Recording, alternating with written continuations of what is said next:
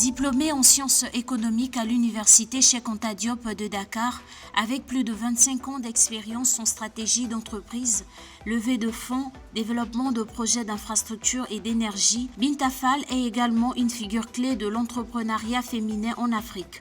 En tant que présidente du conseil d'administration de la coopération Fela Habitat, elle joue un rôle déterminant dans la facilitation de l'accès à la propriété pour les femmes entrepreneurs africaines, contribuant ainsi à la réduction des inégalités économiques et sociales.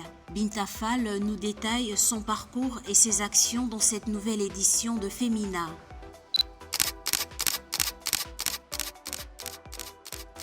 Je m'appelle Binta Fall, j'ai 53 ans, je suis d'origine sénégalaise, je vis en France depuis bientôt 25 ans. Moi je suis entrepreneur, je suis chef d'entreprise. Je fais de la consultance internationale, j'accompagne des porteurs de projets pour pouvoir faire de la levée de fonds. J'accompagne aussi des groupements de femmes.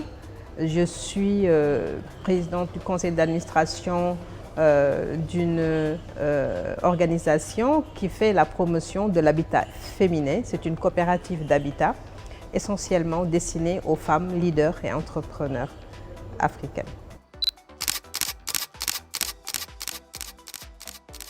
J'ai une formation essentiellement en gestion, finance. J'ai un master en finance, contrôle de gestion. Je travaillais dans plusieurs grands groupes internationaux, toujours dans ce domaine-là.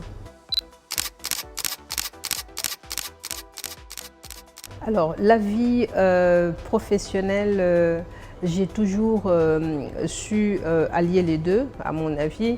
Je me suis formée pendant que j'étais maman, j'ai fait de la formation continue et je pouvais aller à l'université, travailler. Donc les deux sont possibles, j'ai toujours su le faire.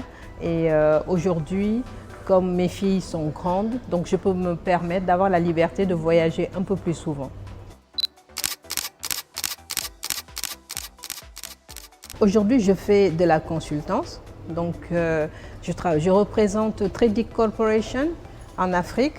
Donc, je fais du business development pour Tradic. Je vais promouvoir Tradic Africa. En marge de ça, je fais de la levée de fonds pour les entreprises, les jeunes entrepreneurs porteurs de projets.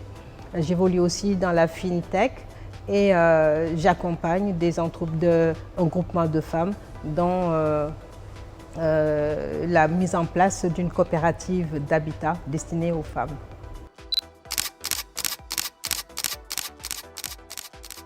Mon parcours professionnel, j'ai d'abord travaillé au Sénégal. Mon premier poste, c'était un poste d'assistante contrôleur de gestion chez Nestlé Sénégal.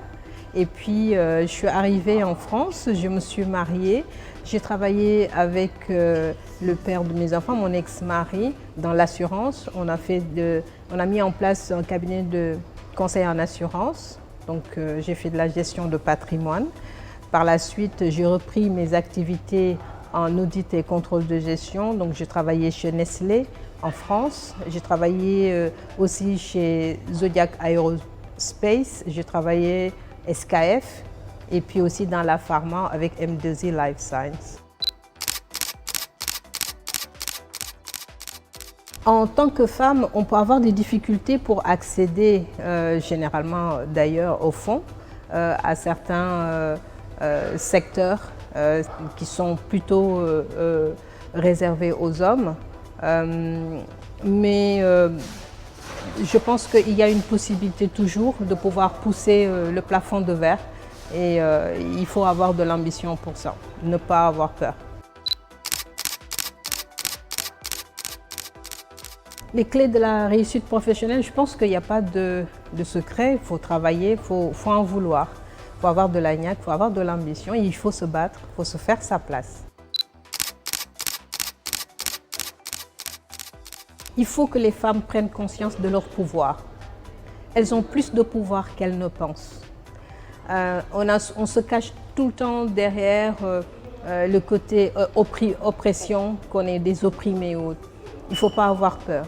Il y a aussi des hommes qui sont extrêmement bienveillants et qui voient en nous la maman ou la sœur, on peut aller vers eux. Le monde n'est pas aussi sombre que ça.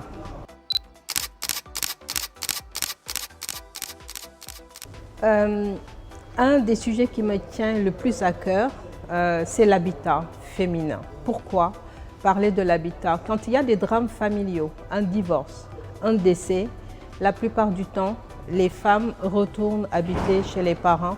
Elles sont dehors, elles sont des laissées pour compte parce que la culture habituelle, c'est que c'est l'homme qui est propriétaire immobilier. Or, je pense qu'on a tout à gagner en privilégiant et en faisant la promotion de l'habitat pour les femmes parce qu'on investit aussi sur l'éducation de nos enfants. Quand les femmes sont protégées, c'est l'avenir des pays qui sont protégés parce qu'on leur donne la possibilité de créer le cadre idéal pour pouvoir élever les enfants.